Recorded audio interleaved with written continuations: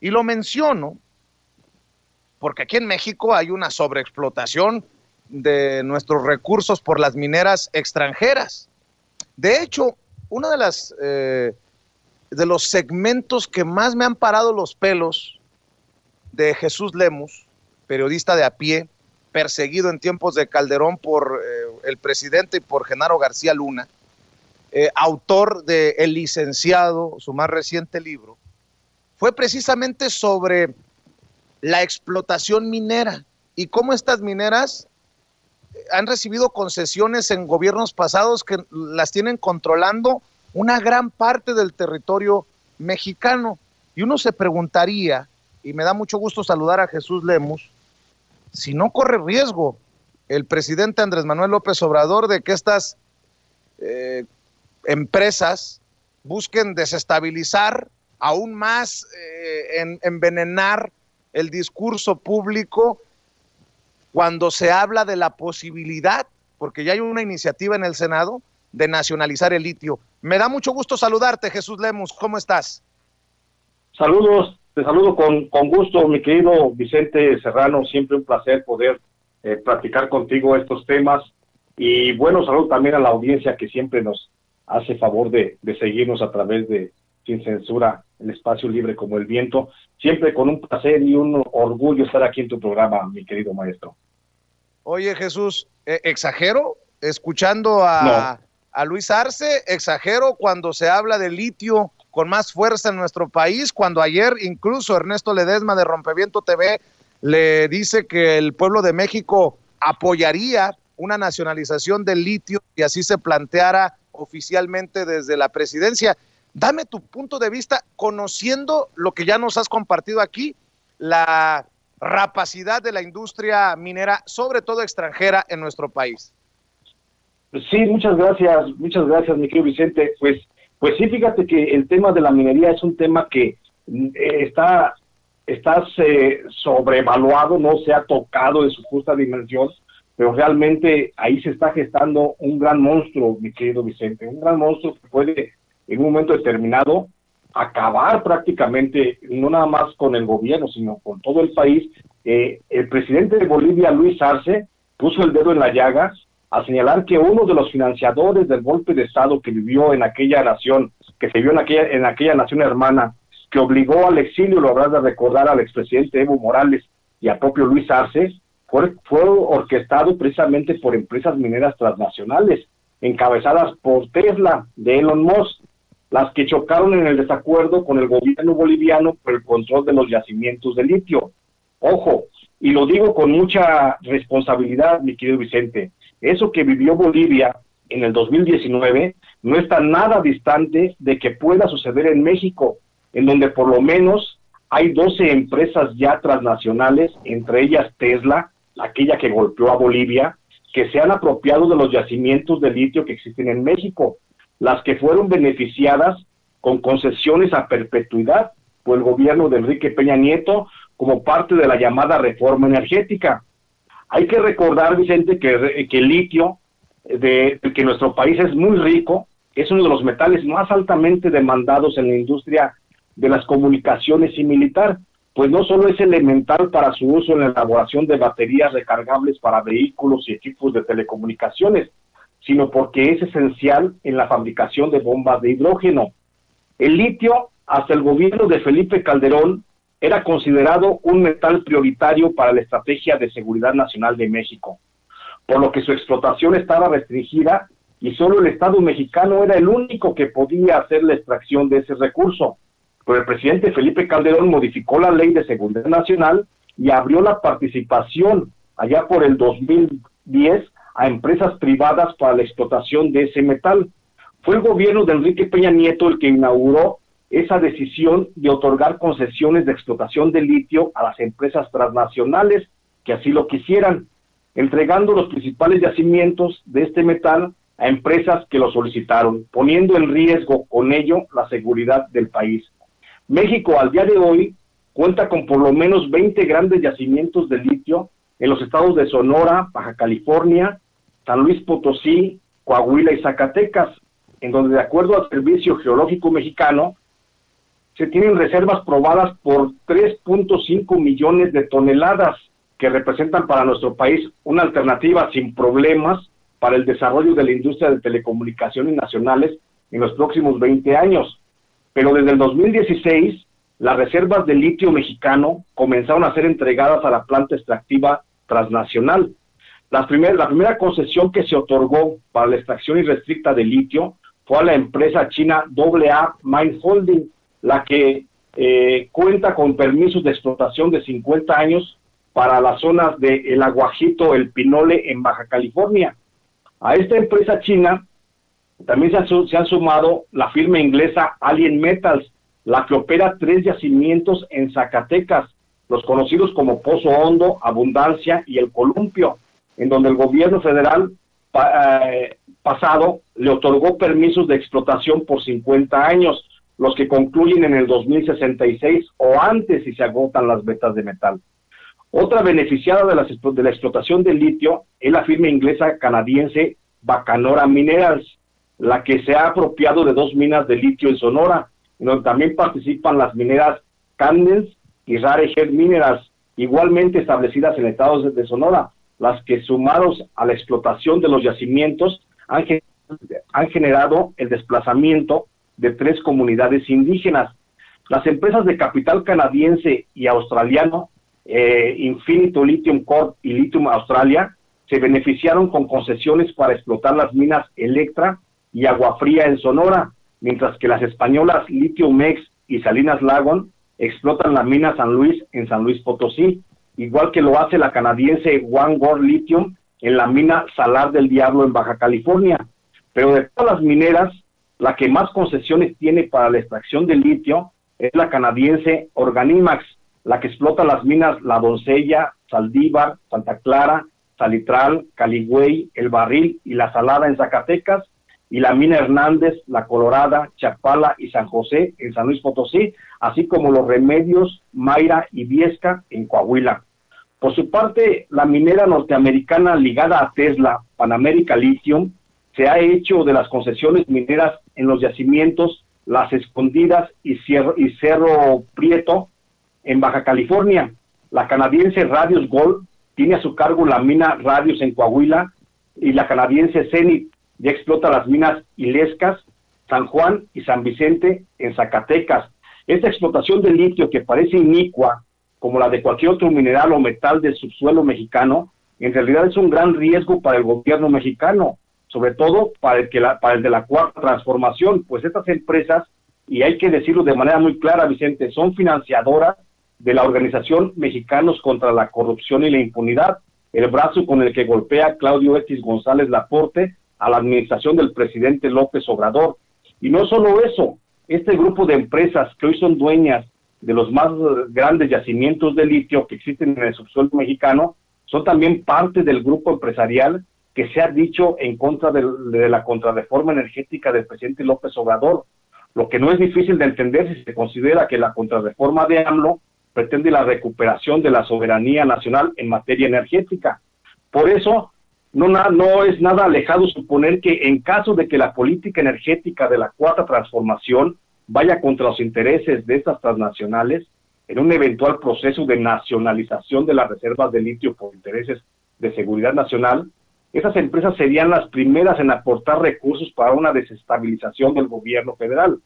Algunas de ellas, como Tesla, ya lo hicieron en Bolivia, cuando desestabilizaron el gobierno de Evo Morales al perder el control de la extracción de litio, y puede recurrir a la misma estrategia en México si se ven amenazados sus intereses económicos. Por eso hay que estar más bien muy vigilantes sobre el comportamiento de estos consorcios, pues existen evidencias de que estas empresas ya comenzaron con su reacción. Desde la tesorería de muchas empresas mineras, incluidas estas que explotan nuestro litio y otras dedicadas a la explotación del petróleo, han salido fondos para financiar el movimiento de Frena, el que insiste en una campaña mediática que inútilmente reclama la renuncia del presidente López Obrador. Para que no suceda lo que en Bolivia, mi querido Vicente, el gobierno mexicano debe actuar ya en forma directa sobre las empresas que se están beneficiando con nuestros recursos, o al menos poner los candados necesarios para atarle las manos y no dejar que desestabilicen al gobierno de nuestro país. ya puso el dedo en la llaga el presidente Luis Arce, ya nos dijo qué pasó realmente en Bolivia, y por supuesto que no vamos a permitir que eso pase en México, porque las empresas transnacionales mineras, aparte de estar saqueando el recurso natural, se quieren también apropiar de la vida, se quieren apropiar de la nación completa a través de estas gentes, de estos emisarios del pasado que insisten en que el país sea de unos cuantos, mi querido Vicente. Ese es mi comentario. Jesús,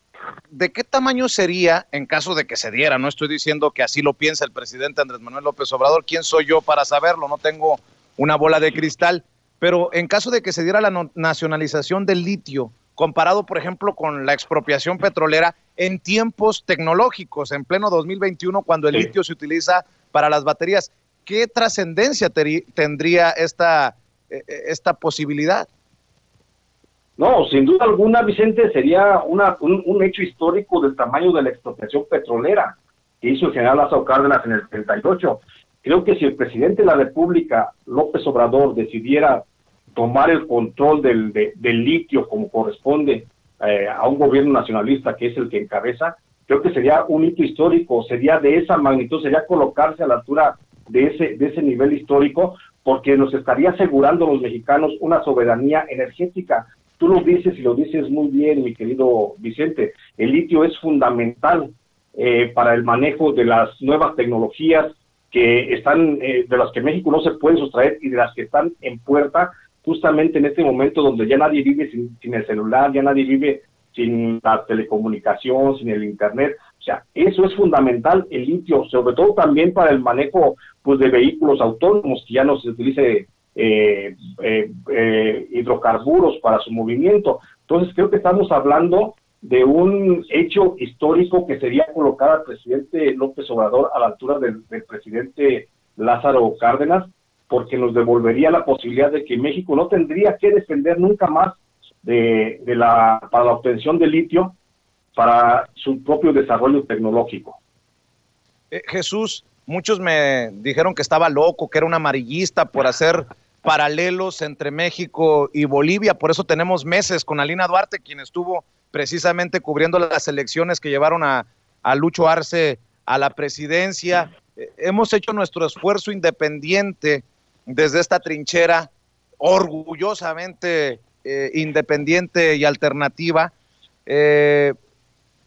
Muchos también nos criticaron por estar exhibiendo a los Gilberto Lozano, a los de Frena, hoy hasta los Loret Mola y a los Pedro Ferriz, que Pedro Ferriz de Con hasta buscaba ser asesor de empresarios mexicanos que viven en Estados Unidos. Yo creo que ya con esto queda claro que no podemos menospreciar ni subestimar nada. No, por supuesto que no, mi querido Vicente. Y lo que ha vivido el pueblo boliviano en la última década, creo que debe de ser nuestro propio reflejo como pueblo mexicano. Creo que lo que le pasó a los bolivianos, al pueblo boliviano, nuestro hermano pueblo boliviano, nos puede pasar a los mexicanos. Mira, ya lo vivieron ellos también con el intento de la nacionalización, con el intento de la privatización del agua. Ya vimos cómo muchas comunidades se fueron quedando secas, sin abasto del agua, porque justamente se intentó pues la privatización por los intereses económicos de las transnacionales de ese recurso, y ya vimos cómo muchos pueblos se tuvieron que alzar para recuperar el agua, y ya vimos cómo tuvo que actuar el gobierno de Evo Morales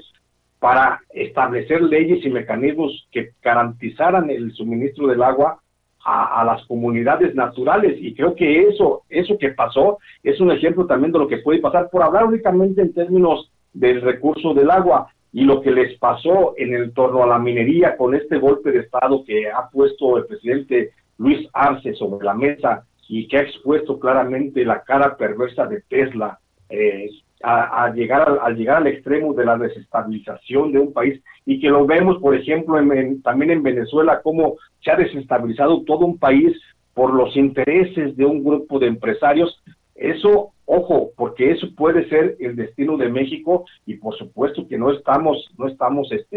en posibilidad los mexicanos de permitirnos ese ensayo que venga otra vez los yanquis, los europeos, los asiáticos, que vengan otra vez apropiarse de nuestros recursos de esa manera tan ilegal y tan perversa. Creo que lo que está pasando en Bolivia, lo que pasó en Bolivia, lo que le pasó al pueblo boliviano, nos puede ocurrir en un determinado momento a nosotros si no actúa el gobierno de manera muy clara y muy directa también contra esas empresas, y sobre todo viendo por el interés del pueblo mexicano, viendo por el interés de una nación que a final de cuentas tenga la posibilidad de enfrentarse al futuro, cual sea,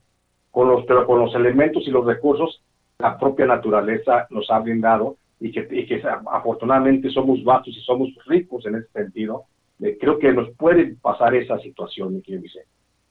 Para cerrar, Jesús, ya sabes que te respeto, te admiro y paso por ti algunos otros temas. Nada más un tema para cerrar y con una reflexión, un comentario. La encuesta nacional, y grábeme, don David, por favor. La encuesta nacional de cultura cívica, elaborada por el INEGI y el INE, revela que de cara a las próximas elecciones en México, solo el 2.5% de los ciudadanos confía en los partidos políticos.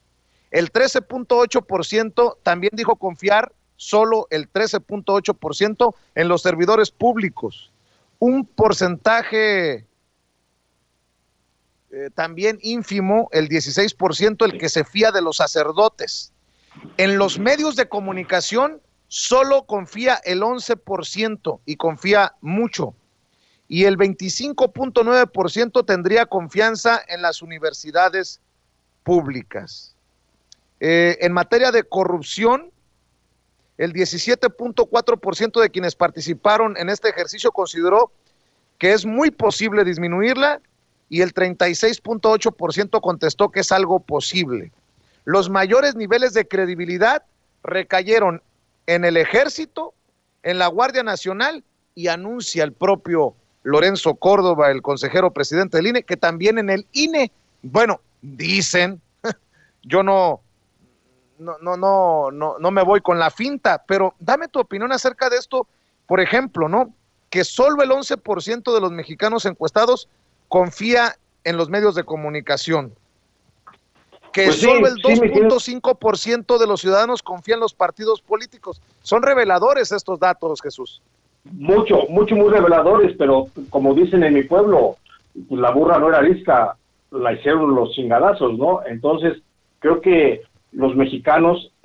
lo que hoy, la falta de confianza que hay hacia los medios de comunicación, que ojo, no hablo de los periodistas, hablo de los medios de comunicación, pues es precisamente por esa bola de corrupción que vimos en el pasado. Vimos cómo se repartieron los miles de millones de pesos entre un grupito de unas cuantas empresas dedicadas a vender el silencio, como Televisa, TV Azteca, Universal, Excelsior, Reforma, y la lista sigue, ¿no? Y también como algunos supuestos periodistas, que hay que decirlo también de manera muy clara, no son más que comunicadores o presentadores de noticias, pues cobraron también por su silencio. Y entonces, por la sociedad, por supuesto, hoy tú le hablas a la gente desde el plano de vista de ser periodista, y lo primero que te tachan es que si eres o no eres chayotero, ¿no? ¿Por qué? Porque en el imaginario colectivo ha quedado la idea de que todos los periodistas, de los que se hablan en la televisión, los que están en la radio o en las principales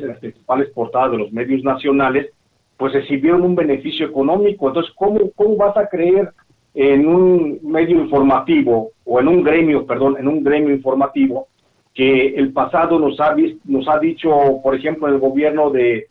Felipe Calderón, cuando Genaro García Luna llevaba carretones de dinero a Televisa y TV Azteca para aparentar de que su lucha contra el narco iba bien, y era solo exhibir inocentes, y para eso se prestaban pues muchos presentadores de noticias que se dicen periodistas falsamente.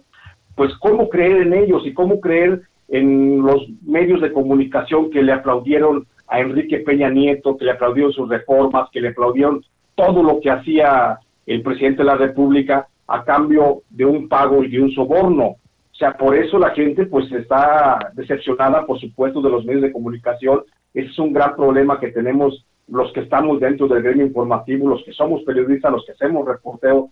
todos los días. Pues nos enfrentamos a la incredulidad de la gente, porque pues precisamente venimos de 12 años de un manejo mediático a favor del sistema, pagado desde las arcas de de empresas particulares o de las arcas del gobierno federal, pues se deja de creer completamente. Y por lo que pasa con los medios, perdón, con los partidos políticos, pues no es distinto.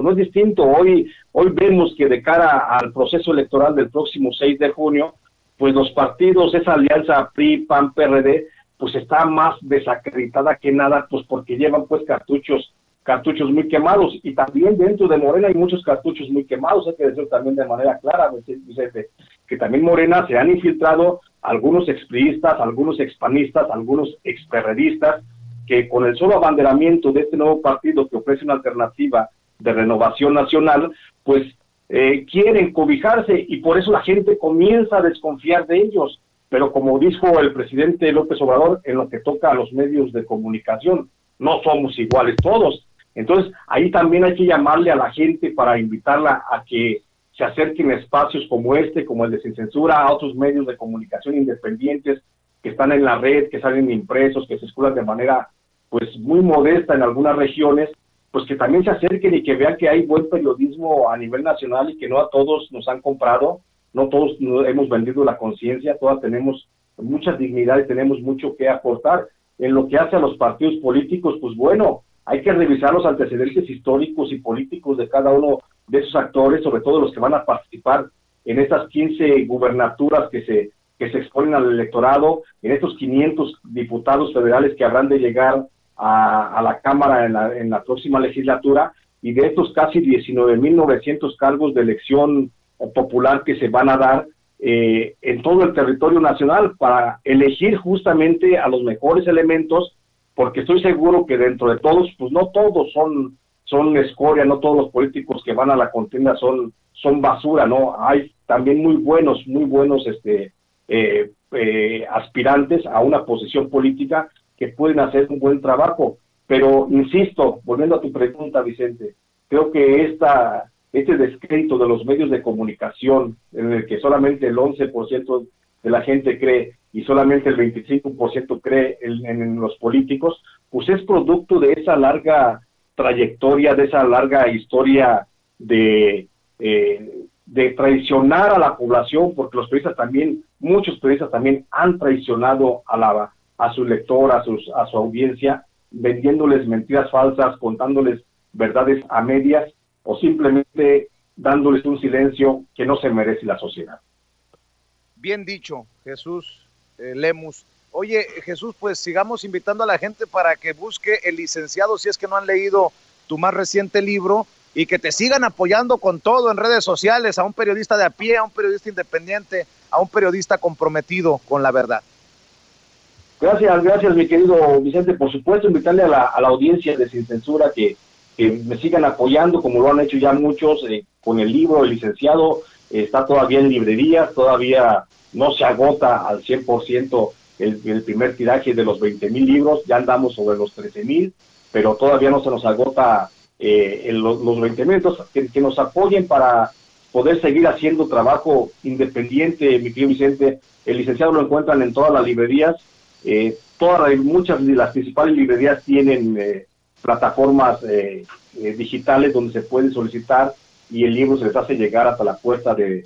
sus casas. Me pueden también seguir, por supuesto, en redes sociales. Yo ahí estoy subiendo también de manera permanente lo que escribo en Los Ángeles Times, lo que escribo en el Ángel Metropolitano, y ahí estoy en contacto con mis lectores. Me buscan en redes sociales y me encuentran como Jesús Lemus Barajas en Facebook y como @Lemus Barajas en Twitter, y ahí estoy en contacto con toda la población, y agradecerte mucho, mi querido Vicente, esta posibilidad de contacto con la gente. Te mando un abrazo, Jesús, estamos al pendiente. Gracias, un abrazo, buenas tardes. Es Jesús Lemus, el gran Jesús Lemus, hablando con nosotros sin censura, orgullosamente parte de esta familia que habla sin pelos en la lengua.